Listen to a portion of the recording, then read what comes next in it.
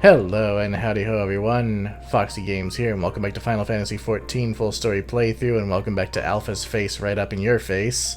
At least it was. When we last left off, we made it to the bottom of the Tempest and found our way to the recreated city of Amaurot, with the memories of the ancients here to guide us and give us some much needed information. We're going to be doing a few ether current quests and learning a little bit about this society along the way. What the hell is this lightning cluster, which I don't need because it's for crafting. I must say, little one, those garments you're wearing, they're of your own original concepts, I take it.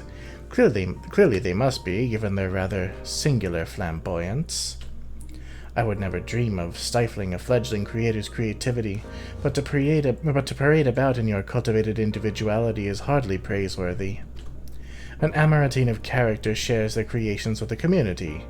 They do not hoard them for their use alone. To delight in disparity is a mark of the morally deficient. Disparity engenders feelings of want and resentment, which degrade the bonds of fellowship. Thus do we encourage creators to share and share alike, else we risk kindling the embers of covetousness and violence that ever smolder in the hearts of all.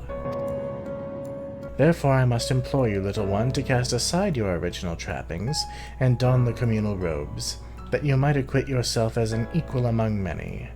In so doing, you will be afforded greater respect and autonomy. Worry not, for this will be a simple affair. I recall seeing a gentle soul outside the Hall of Rhetoric carrying robes perfectly suited for one of your diminutive stature. I am sure they will be glad to share their wealth with you. But do hurry, little one. The eyes of the collective are ever watching and weighing your worth. So that's interesting. The Amaurotines, if not the ancients as a whole, they didn't value individuality very much. I mean, perhaps they valued individual thought, but they didn't particularly value individual expression.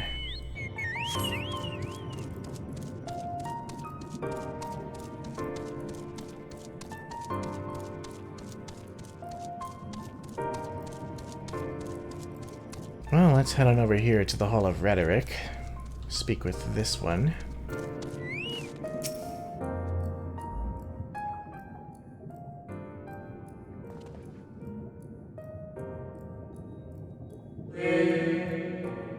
Oh, aren't we looking rather smart this day? What can I do for you, little one?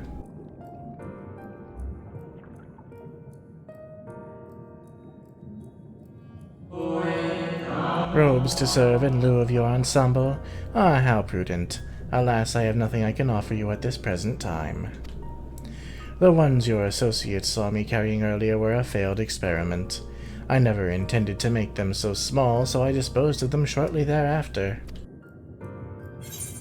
A failed experiment?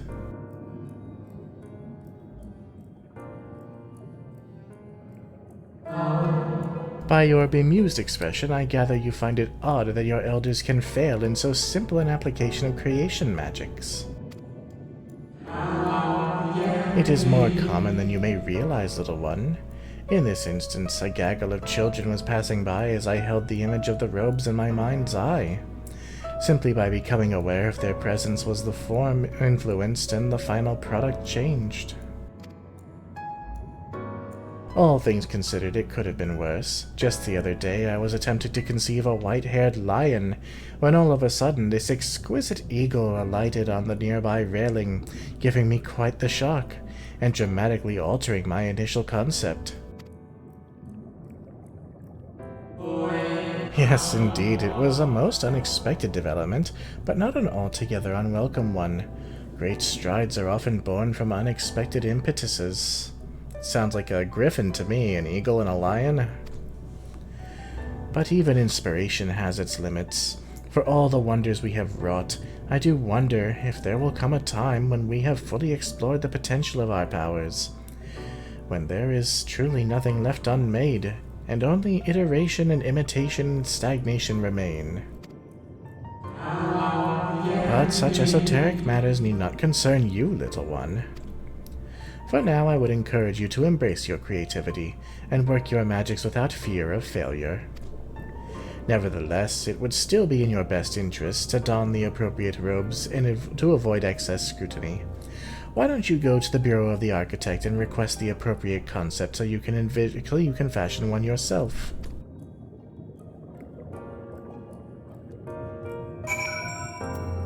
Well, I guess we'll do just that. But first, since we're right here, let's go ahead and pick up this quest.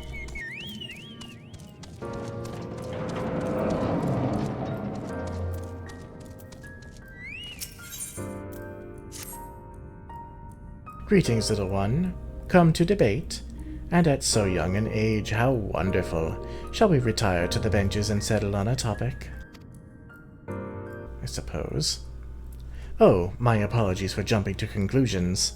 My friends are not quite as fond of the Hall of Rhetoric as I am, so I have a habit of chatting up any potential conversation partners. So if you are not here to debate, I presume you're here to learn about the mysterious and esoteric goings-on here? 'Twould be my pleasure to act as your tutor in these matters, if you will indulge me.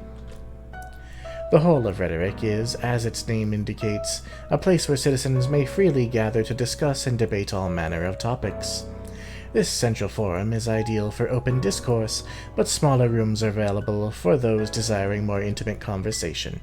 Oh, and there is a wealth of reading material concerning rhetorical techniques and history penned by the greatest minds on the offer as well, should you wish to refine your techniques through self-study. To my mind, however, rhetoric is a living, breathing thing that is best experienced in the moment of conception and execution. Perhaps a demonstration would best serve to further your education. I saw a contemporary of mine engaged in a lively debate earlier just outside the hall. Go and see if they are still there, and issue to them my personal invitation to a friendly battle of wits. Yeah, so these guys, they had duels of the mind. Not of physicality.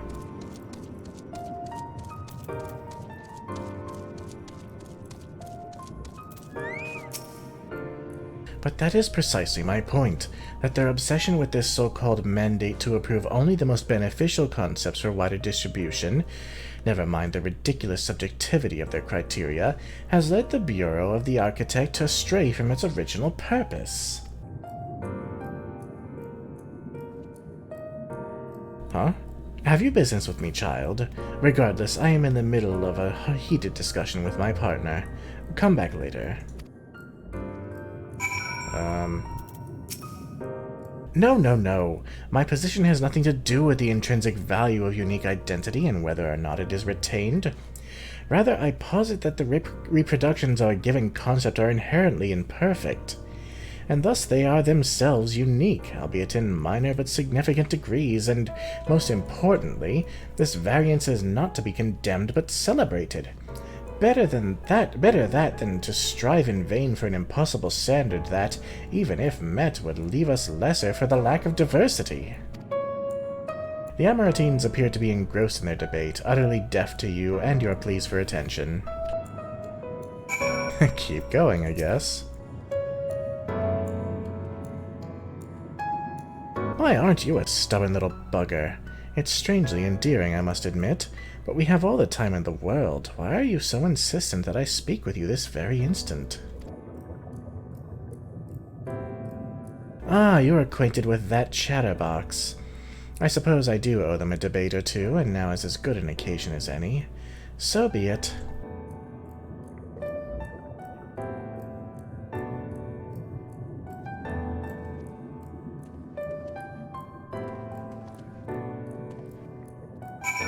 Chatterbox.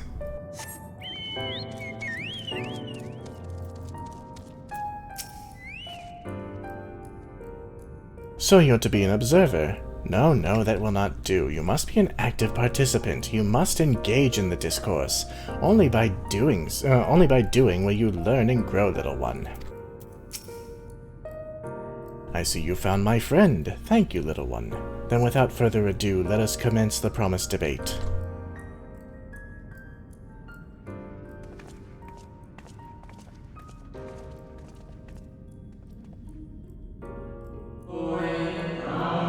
As to the matter of what subject we shall debate today, I propose the recent calamity which has befallen our friends from across the pond. What say you? The singular point of contention is, of course, whether or not Amaurot should intervene on their behalf. I believe we should. The scale of the disaster which threatens that distant metropolis is of a scale heretofore unseen, and so equally considerable resources must be committed to countering its effect. I disagree. The scale concerns me less than the nature of the proposition itself. Who are we to unilaterally intervene in the affairs of those half a world away? Are we to be the saviors of one and all? Such arrogance may well lead to our own downfall.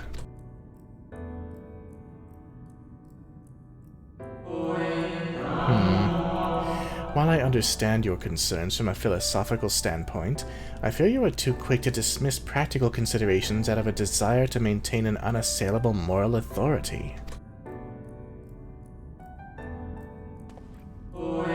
But let us, you and I, hold here for the present and offer the floor to our young student. You have heard our opening salvos in this debate concerning the fate of our neighbors across the sea. What is your opinion on the matter? I knew this was going to come up. To ignore the plight of those one might conceivably save is not wisdom, it is indolence. A quote from Louis Soir. Or, we cannot save everyone, sometimes it is all we can do to save ourselves. Well, these Amaurotines seem quite capable of saving a great many people. I would say, yes, it is their duty to intervene. Indeed, indeed. The same can be said regardless of one's opinion on the morality of intervention.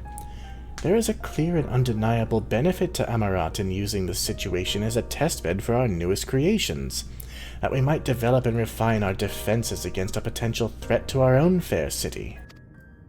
How readily you cede the moral high ground! Was not our young friend's point that we have an ethical obligation to aid those in need? Yet not only do you instead elect to focus on the benefit to Amaurot alone, but you also deprive our distant neighbors of the agency to determine their own fate. I mean, I'm pretty sure they'd rather live.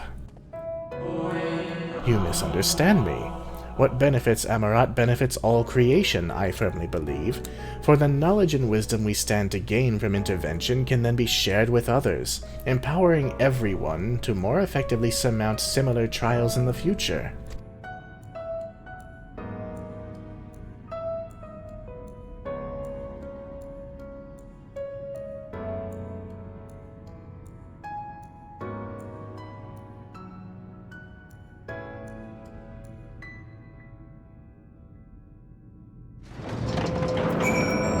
It's an interesting discussion, but I feel it kind of goes without saying that if you can help, you probably should.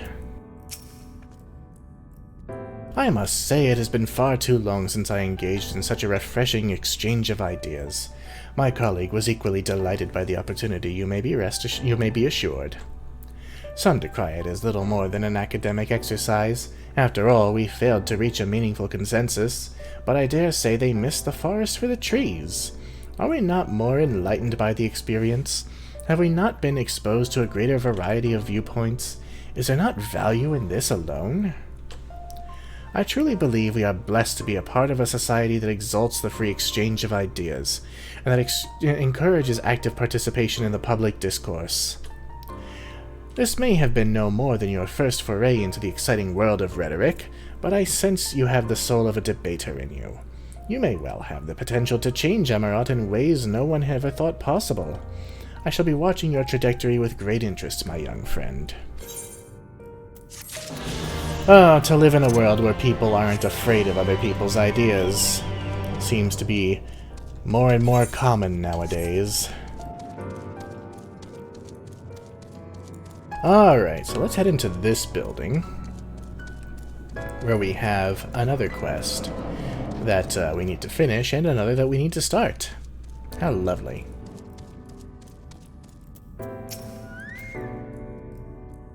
Welcome to the Bureau of the Architect, little one. Are you here to request a concept for personal use? If so, what sort of concept did you have in mind? Robes, apparently.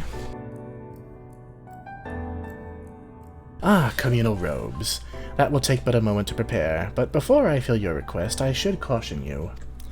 Pardon me for asking, but your creative potential is, relatively low, is it not? We are trained to assess these things, and I fear that you do not possess the ability to express this concept in physical form. It's almost as though you completely lack it, though that can't possibly be. But regardless of the reason, you needn't worry. We have special tools that may be used to address this very eventuality. I will furnish you with an etheric rope you can use to restrain one of the misbegotten cubuses that congregate in the plaza north of the Academia Anider. You will need to weaken your quarry before you can reliably bind them, but once you have, you can repurpose their energies to create your own robes. Man, to be an ancient that, part of a species that can just manipulate ether to create literally anything, and to be born without that ability, imagine just the frustration. Let's grab this quest while we're here.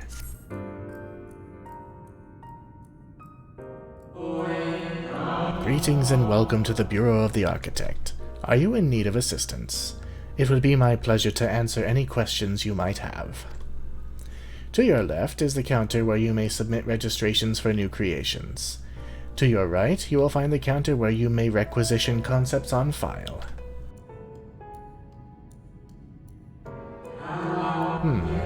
Am I correct in assuming you are not familiar with the services we provide? I see. A more detailed explanation is in order, then. You understand that by harnessing the powers of creation, we can give physical form to all manner of concepts, yes?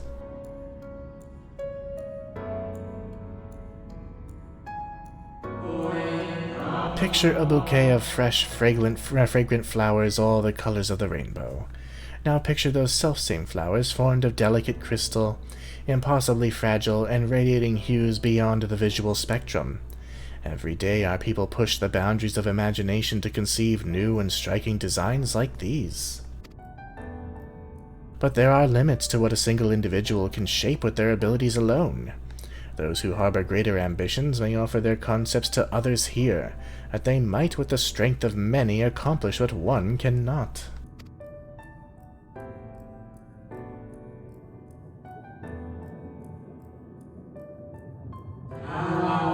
Not all concepts are approved for wider distribution, of course. Dangerous, subversive creations pose a risk to everyone, and so it is only after a comprehensive evaluation, after a concept is judged to further the greater good, that we permit it to be shared with the community.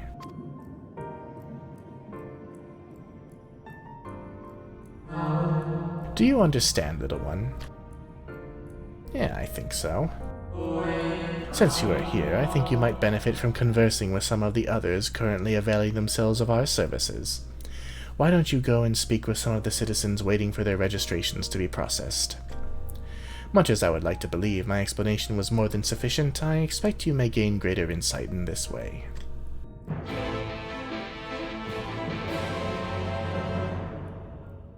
Alright, well since we are here, let's go ahead and talk to some of these people. Addled, Amaurot. Why are you addled?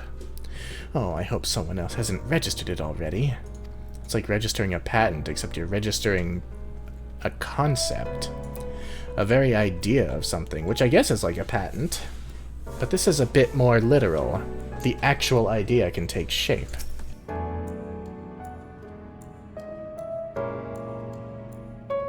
Hello, hello, little one. So rare is it to see one of your size roaming about here. Come to learn about the Bureau, are we? I'm here today to register a new creature. Boneless and with semi-translucent skin, it drifts through the air, like a dancer on a summer breeze, its tentacles trailing behind it. It utilizes gas bladders to repel itself from place to place, you see. I'll admit it's not the most elegant of designs. I'd not shed a tear if it were rejected, quite frankly, but what can I say? I take pleasure in conceiving unorthodox designs. A beginner like you shouldn't take after me, though. If you're looking to pick up a few tips, you should probably ask someone else. Ah, is that my number they just called? If you'll excuse me.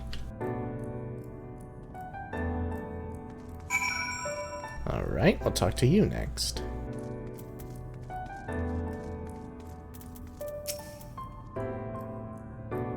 Are you the child I saw speaking with the attendant earlier? I thought so. So young and already so eager to learn about concepts and creations. That curiosity will serve you well, little one. I've been credited with a few popular concepts, I'm proud to say. I'm hoping that my latest will be equally well received. Autonomous figures. I say my latest, but really it's the product of many others' efforts and individual insights, but such is the case for every masterwork, I reckon. Autonomy notwithstanding, these creations know no fear. They are wholly devoid of emotion and will, without hesitation or resistance, engage in any dangerous activity, even if death is assured. There's a beauty in that, I think, and I hope the officials do so as well. I tell you, there is nothing more nerve-wracking and thrilling than the waiting period before you receive the result. I love it and hate it in equal measure. Anyway, that's all I've got to say about it. If you're still keen to learn more, why not pester that worrywart over yonder? Come to think of it, I think their particular creation was designed to appeal to children. Okay, the adult Amaurotine.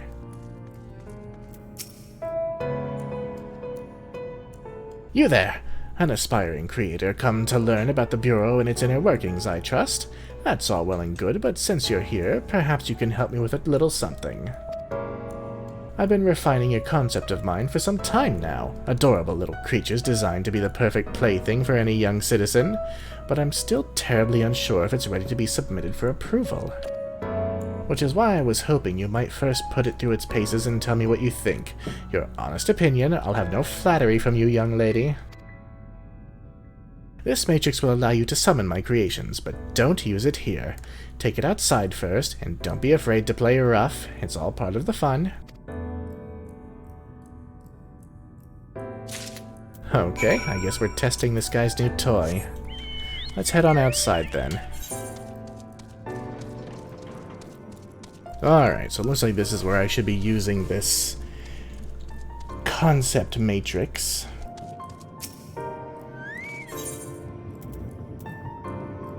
A curious orb that will allow you to harness the power of creation and give form to the concept within. So it's imbued with an idea, and using it creates that idea. Friend? Friend? Play with friend! Oh, it's not very friendly, is it? I mean, it thinks it is, but it also tries to murder.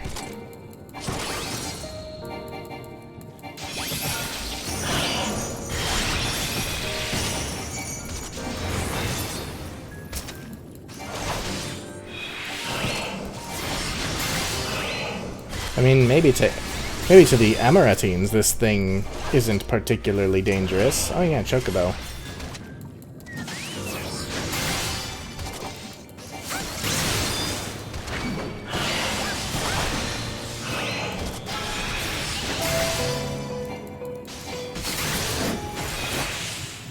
Yeah, it didn't turn out particularly well.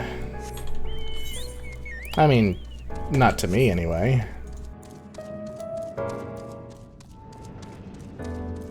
I hate to say it, friend, but I broke it. How did you find my lovelies? Were they as delightful and engaging as I hoped? Tell me everything, spare no details. I say, they spouted nonsensical phrases and attacked you like mad beasts? How distressing, not at all like I intended.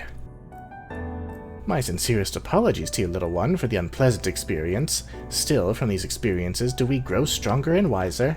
I look forward to the day when you will try your hand at creation, too. Lovely.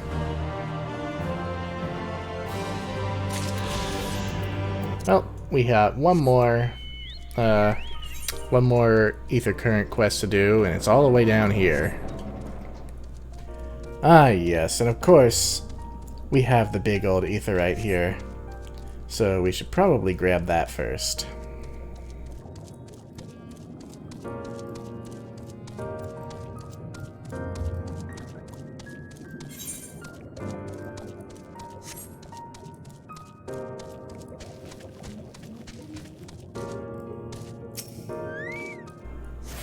Lovely. We do have the main story quest right over here, but we are going to just finish up this last Aether Current quest and then come right back here. Oh, before we do though. Is something wrong, little one? Are you perhaps lost and need me to help you locate your guardian? What do you do here? Why, the same thing most other citizens do, I suppose. I debate various topics with my compeers, I dabble in the arts of creation. Every day I attempt to better myself and the world in which I live. For we citizens of Amaurot are the caretakers of this world, stewards who have harnessed the power of creation itself. It is an honor and a duty we do not consider lightly. You are yet young, so very, very young. You needn't concern yourself with such lofty concepts just yet.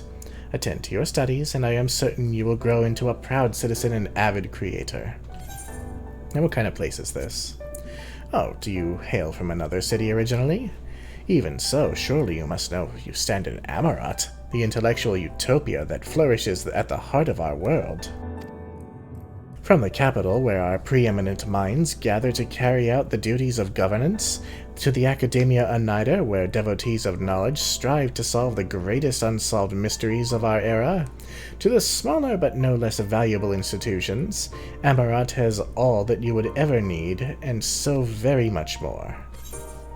Lovely. So Amaurot was basically their ideal city. It was enlightened, it was powerful. The greatest minds in the world resided here.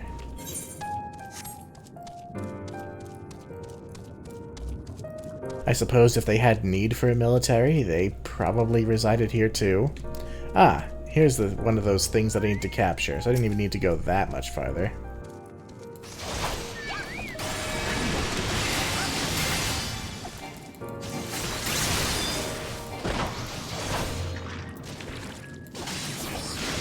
Let's get it weakened. Should be able to catch it now. No? How about now? There we go.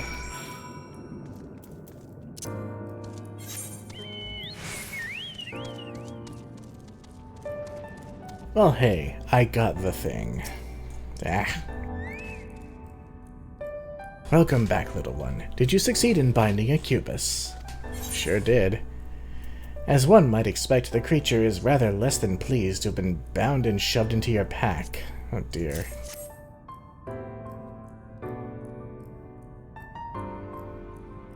You have done well, little one.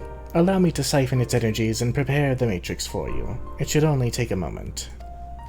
Here you are, a creation matrix that you may use to generate your own robes. The concept is inscribed upon the crystal, which has been infused with the ether of the beast you brought me. What? Why are you looking at me as though you do not know how to channel the powers of creation? It is as natural as breathing. Even a newborn babe has the instinct. Even if your potential is lacking, as one of our people, you must surely know what to do. Not quite. Well, we're not gonna worry about that. We're gonna just head on over here because I don't feel like walking. And we'll continue with the main story quest. God, I wish this place had, like, the little ether thingies, whatever you call them. Ethernet shards, that's it. We got a few people we could talk to here. Oh. He's just a merchant. Well, here, take that. Grade 7 dark matter, Gissel greens, a whole bunch of shit.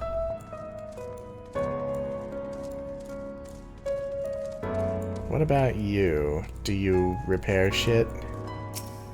Yes, you do. Repair my shit, please.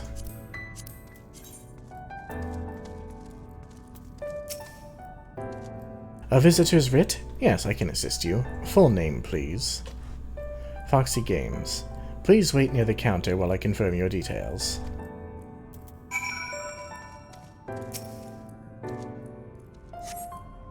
Foxy Games, your application is ready for collection. Oh, just like that, huh? As your residency was approved by Emet-Selch himself, further forms of identification will not be required. Here are your application documents. Submit them at the Bureau of the Secretariat, and the clerk will issue you with a visitor's writ for the capital. Great. So, I don't have to do it the Thancred way and sneak in.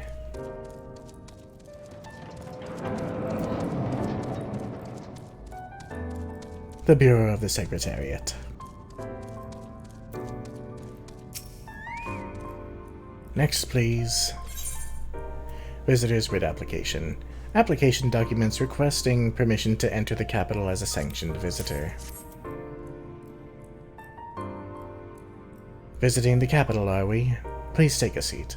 Your name will be called once your application has been processed. Okay. Take a seat on one of these gigantic benches.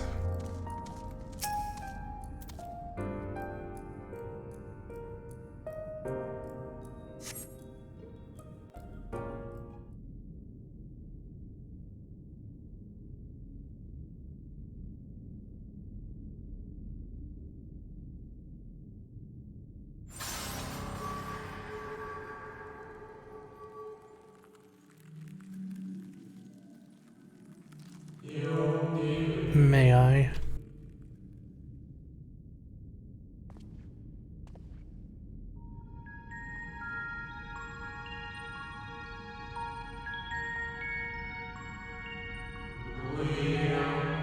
You, I think, are from a time beyond ours. Have you followed in the wake of Emet-Selch? He's aware. Nay, there is no cause for alarm. I am simply a shade. Here and not here. I know only that my name is Hythlodaeus, and that this city is a recreation, a phantom moment plucked from the well of history.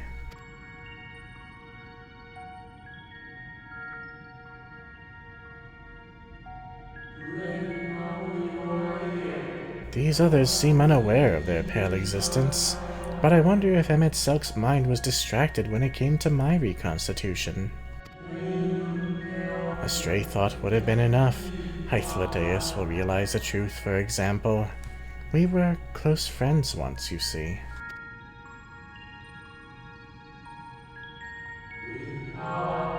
Yet in spite of my perception, I play the same role as all the rest, a bit part, meant to bring color and noise to this well-crafted stage.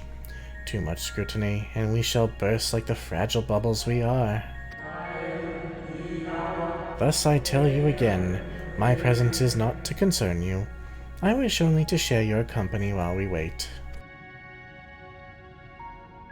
Interesting thing for a shade to want. If you've come this far, then you know the catastrophe which awaits us on our morrow.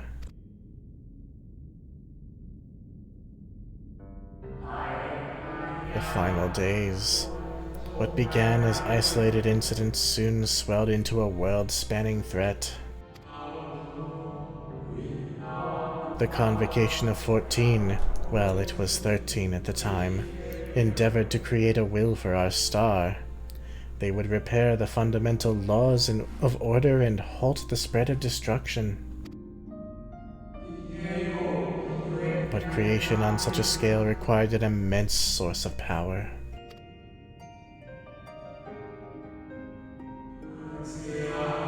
Of those of us who still lived, nearly half offered up their lives in the name of salvation.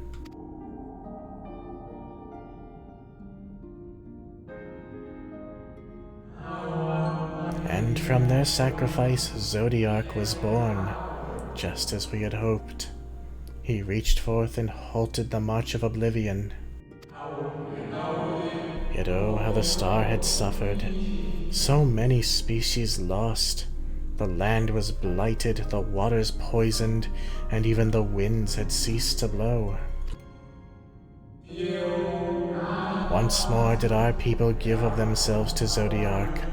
Another half of our race sacrificed to cleanse the world, to ensure that trees and grasses and myriad tiny lives would sprout and grow and flourish.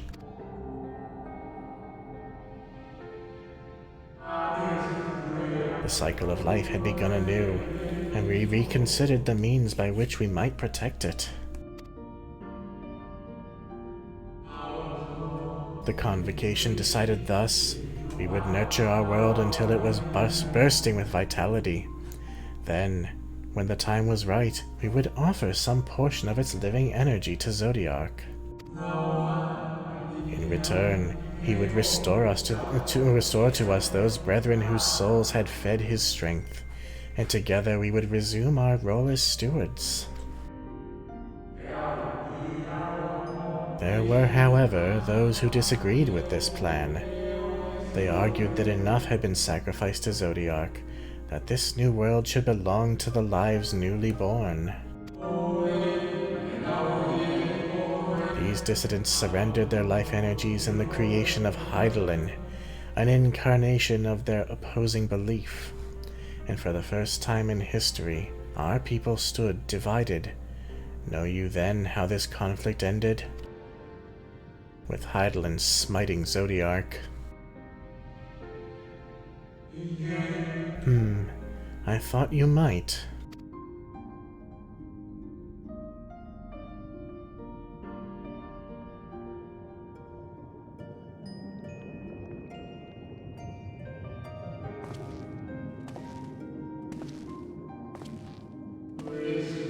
Emet-Selch has ever been a champion for the will of Zodiark. The original plan may have been set back by millennia, but he will not have abandoned his course. He will pay the price for our return by whatever means is necessary. And though he may carry himself with a certain glib ease, Emet-Selch is not a man to bear his burdens lightly. In fact, I imagine they have only grown heavier with every passing century.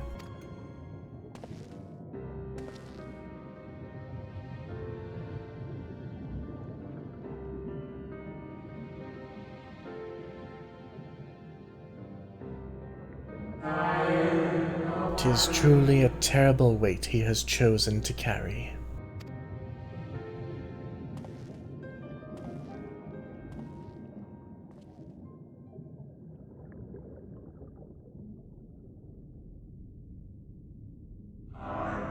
Foxy Games.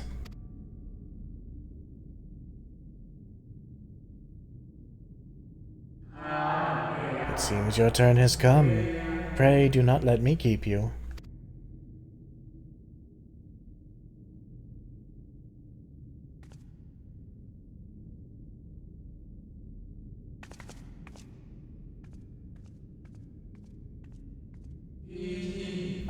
There was one last thing.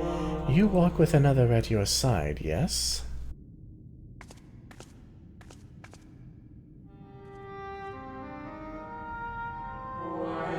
Nay, I see no definite form, just the faintest suggestion of a second soul. I doubt it visible to anyone but me. Otherwise, I assume only you can see and hear this ethereal companion.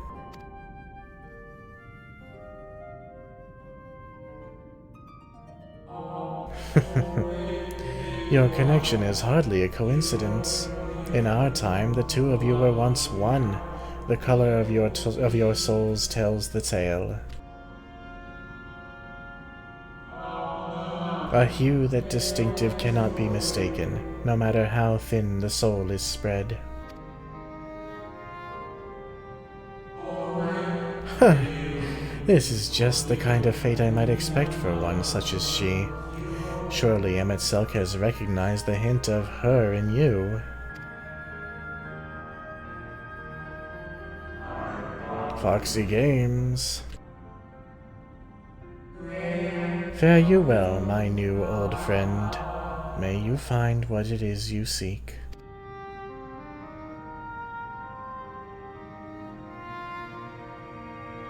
Now, isn't that interesting? Hythlodaeus recognized something in us. More specifically, someone. Your visitor's writ has requested. When you wish to gain admittance to the capital, simply present the document to the attendant within. We shall do so. Is it backed by the Aetheryte? It sure is. Ah, there's everyone. I was beginning to wonder where my friends were. Master Thancred can best describe our chances for infiltrating the capital. I only hope thine efforts to secure permissions were successful. Ah, good, you're here. Everyone seems to be present and accounted for. Ishtola and I have just returned from an institution that locals call the Academia Annider, well, from its public offices at least. We thought an Ascian place of learning the ideal spot to research your condition, but it seems we lacked the credentials to enter the Academia proper. Well, shit. Ah, Foxy. Oh, Reen. She's quiet. What happened? Finally! You were gone so long I was on the verge of mounting a rescue party. How fared you in your bureaucratic ventures? Well enough. An official writ of permission granting you entry to the capital as a sanctioned visitor.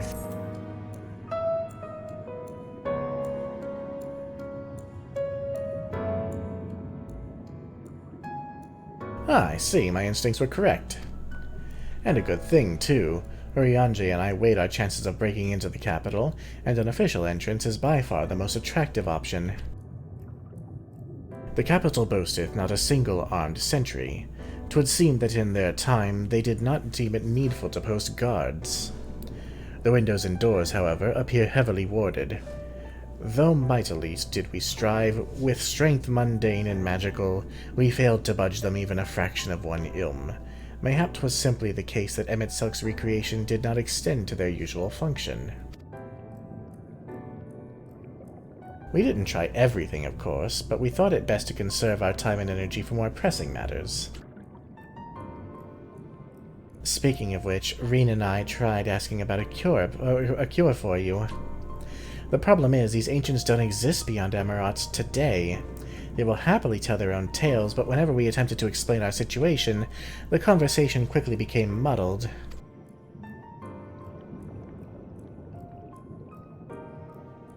What of you, Foxy? Was aught worthy of interest said during your efforts to obtain a writ? Yes, actually. One of the Shades was more aware than the others. Great sacrifice of life in exchange for their brethren's resurrection. And you say all the Ascian scheming has been leading to this? All this time. But if they still mean to enact this plan, then things won't end with the rejoining. Aye, I thought we knew their intentions in full. Restoring the world to its former glory and, in turn, empower Zodiac to reclaim his throne as the will of the star. Yet that was merely a step along the way. I hesitate to put it into words, but we have to assume that following the final rejoining, the Ascians mean to draw on the lives of the Source to make their sacrifice to Zodiac. That does seem the most likely scenario. Mayhap those who ally with the Ascians would be spared that fate. But what value is there in surviving when all our history, all our struggles will be erased? I cannot conscience such an act. Of course not. And that's to say naught of what Emet-Selch's plans for the Exarch's power. Do we stand by and let him threaten our future as well as our past? We need to find him, Foxy, and when we do, make your mark. Change the course of history in a way that's felt by those who came before and those who came after, by everyone you've ever met.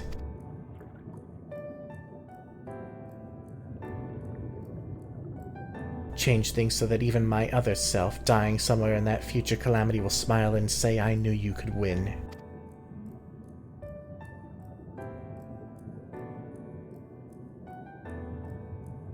Is fighting Emet-Selch the only way? He created an entire city. It will take everything we have to defeat him, if we even can. And if you push that hard in your current state, the light will break free.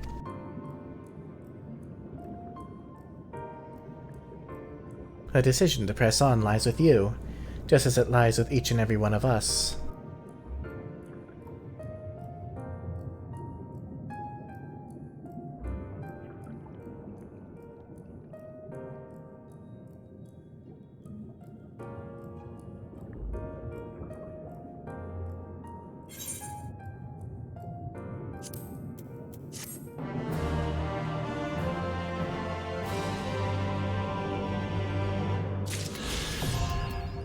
We can now fly in the Tempest, and that includes Amaurot.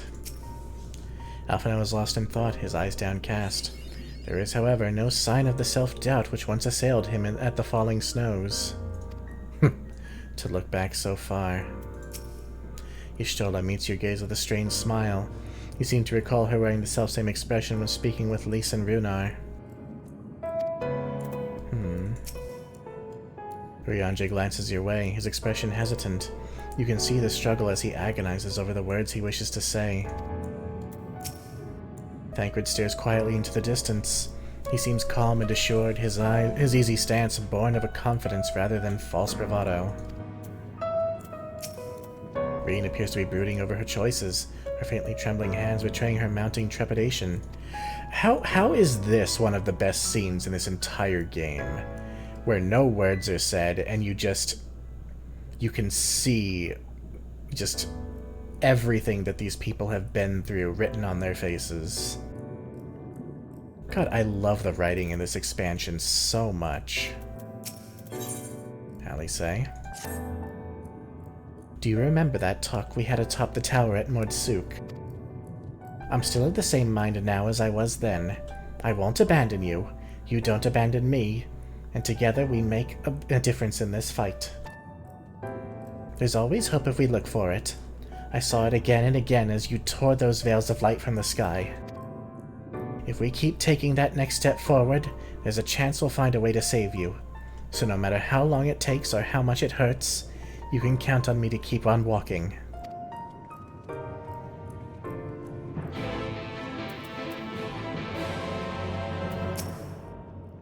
Vorthri spoke of the disaster we would bring upon our own heads. The ceaseless conflict. Imagine how he would sneer to see what's become of the first, not to mention your perilous predicament. And yet who can deny the fire your deeds have ignited in people's hearts?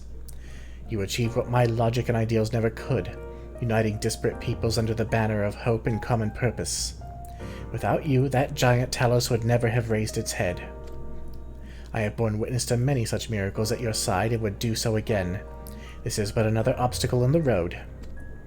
So come, let us travel it. Drag me through wonder and danger, as you are wont to do, and I shall endeavor not to slow you down.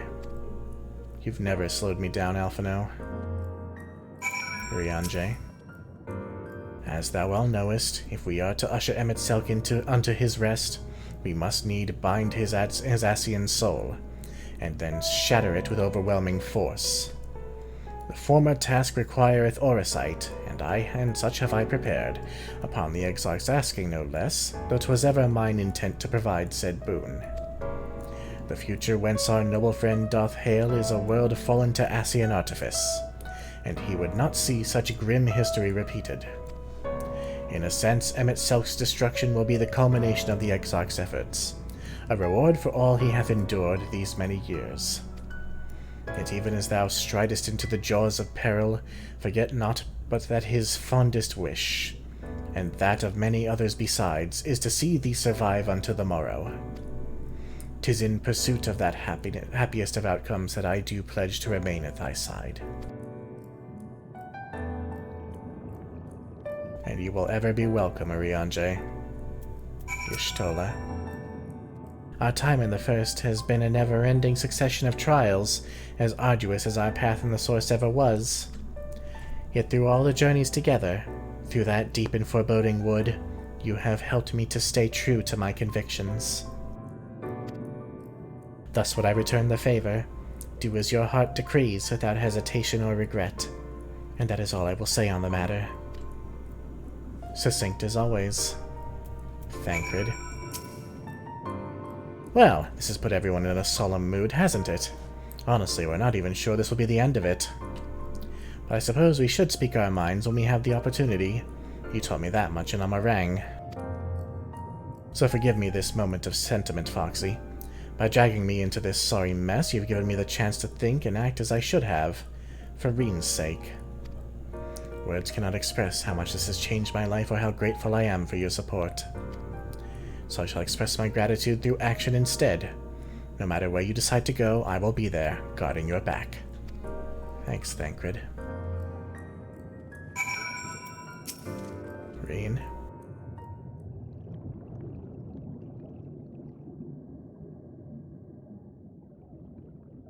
When Minfilia entrusted me with her power, she warned me that no matter how strong you become, you can still fall victim to despair. You can still feel powerless. And she was right. After you collapsed on Mount Gulg, my hands wouldn't stop shaking. If I made a mistake, if I failed to bind the light within you, I was terrified you would die. Even now you could be moments from turning and I wouldn't know how to save you. You, Thancred, the others, you've all been there when I needed help. Minfilia surrendered her life to me, her legacy. I should be ready to do the same for you, and I want to, I do, but I'm not good enough. She told me to follow your example, and I've tried, I've really tried.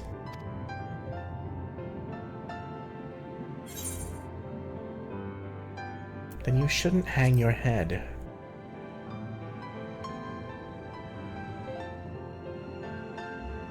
I shouldn't.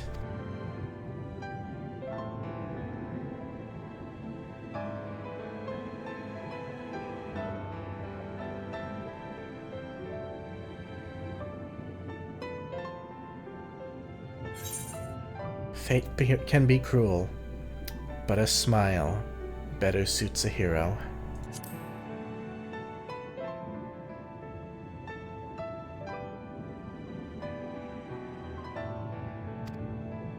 I'm not sure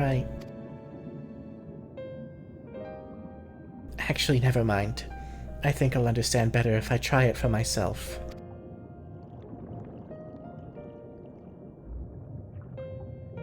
No, nothing will come of brooding here in self-pity. I've made my decision, Foxy. I'm going with you.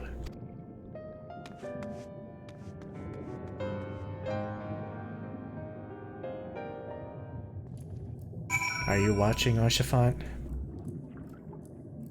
Somewhere up there? Above this sea? Back on the source? I sure hope so, buddy. Alright, we'd better keep moving. I had to do a quick pause to take an end card for Amaurot, just in case we need one. I don't know if I'm going to end a video in Amaurot, because we're quickly approaching the end. Have you heard about these calamities the other cities are facing? Terrifying concepts, the stuff of nightmares running amok. What are the people to do?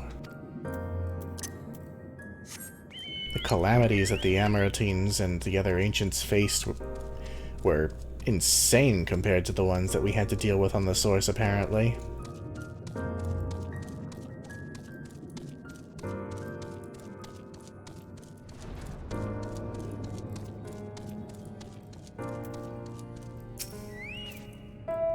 Welcome to the capital. All visitors must present an official writ of permission before admittance will be granted. Here you are. Your documents appear to be in order.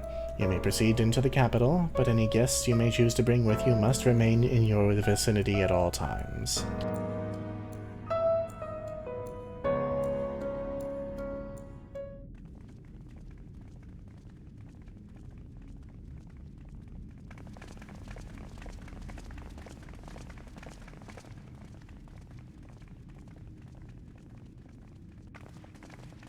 This really is unacceptable. I gave you very specific instructions. Emet-Selch.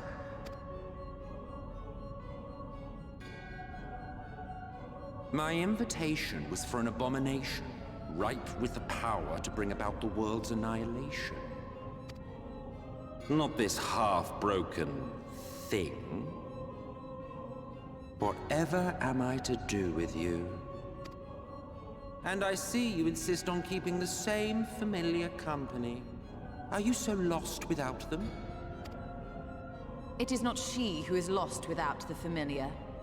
Oh, Not harsh. content with remaking an entire city, you aim to fill it with the reconstituted souls of the dead. I may have gotten a little carried away in my attention to detail, added a few unnecessary flourishes. Well, there's no point trying to hide it. Yes. Once the rejoining of worlds is complete, Zodiac will regain his full strength and shatter his prison. Then we shall offer up the Source's remaining inhabitants in sacrifice, that we might resurrect our brethren who died to bring Zodiac into existence. But what was it that you came here to do exactly?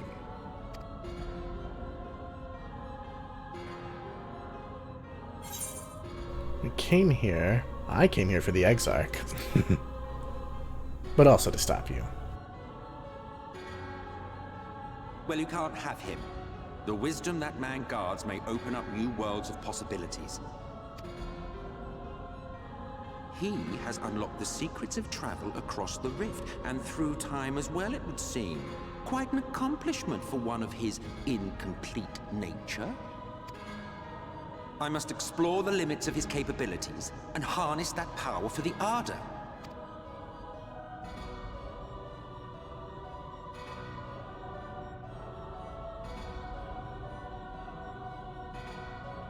Even now, after everything, you refuse to see reason.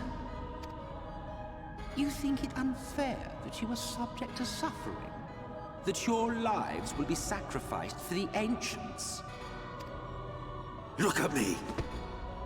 I have lived 1,000 of your lives. I have broken bread with you. Fought with you, grown ill, grown old, sired children, and yes, welcomed death's sweet embrace. For eons have I measured your worth and found you wanting. Too weak and feeble-minded to serve as stewards of any star.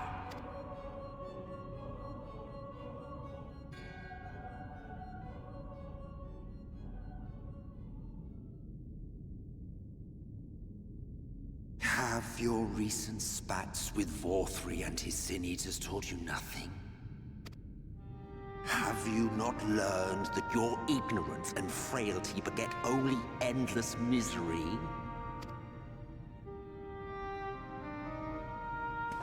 How long do you mean to perpetuate this farce? How much more must I endure your bumbling interference? Let us imagine that the laws of reality are again undone, and the world faces true annihilation. Do you honestly believe that half your number would sacrifice themselves to save the other? You might not know it, but they did. What do you think's gonna happen to that reality where all of us died when we undo it? Of course they wouldn't! And if you had witnessed history unfold as I have, you would reach the same conclusion.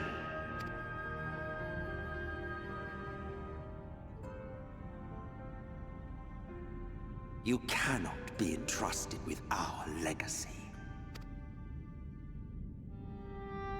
I will bring back our brethren, our friends, our loved ones. The world belongs to us and us alone.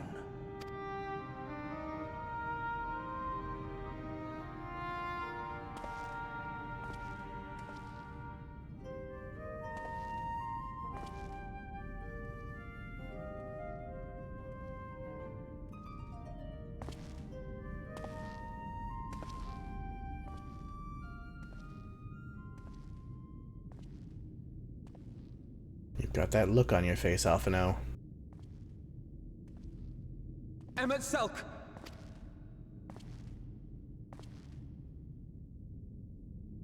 We understand, truly, but it makes no difference. The ones you love are in the past, while ours are here in the present.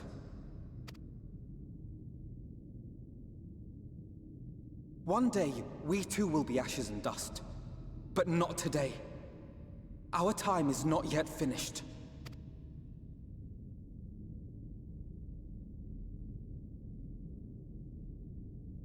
We share your conviction, and that is why we will not abandon our course.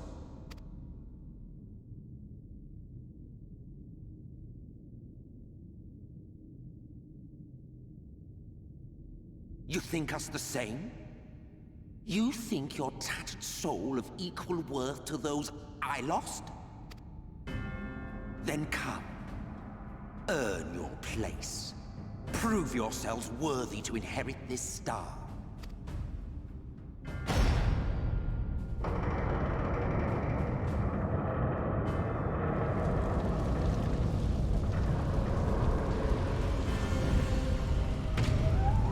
Behold the coming oblivion. 'Twas the end of our era and the beginning of our great work. A fitting backdrop for your final judgment.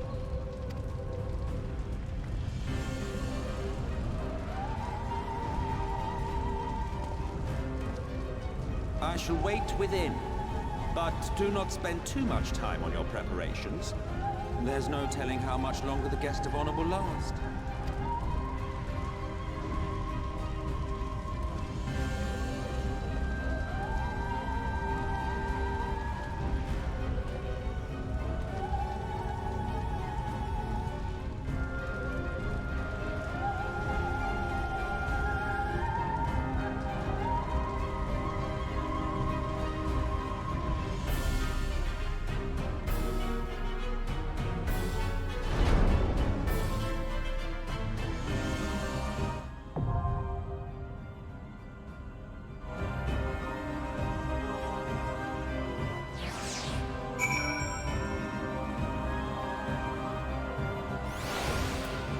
Well, it seems we have one final dungeon to go through. Let's have a quick chat with everyone. In those final days, 'tis said that monstrous beasts were set loose on the city. Terrors made flesh by sorceries run rampant. If Emet-Selch has been faithful in his reconstruction, then we must be prepared to face many such abominations. Ready when you are, Foxy. If it's proof he wants, we'll give him the fight of the likes of which he's never seen.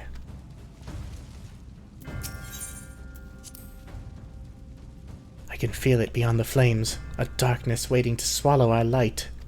Wherever you are, Minfilia, watch over us and guide our steps.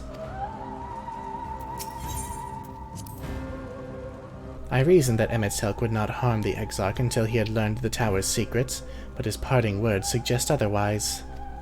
Let us make haste. Your friend may not have the luxury of decades to wait for you this time. No, he does not. I won't ask you to hold back.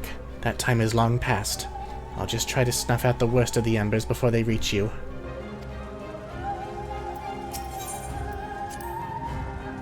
Just say the word, Foxy. However harrowing the scenes that await us, they will not sway us from our course. Then we make our way into Amaurot. We are going to wait until the next episode, because we have indeed reached the end of Shadowbringer's main story quest, at least the initial part. But I promise you, it'll be worth the wait for the next one. I will see you shortly in Amaurot.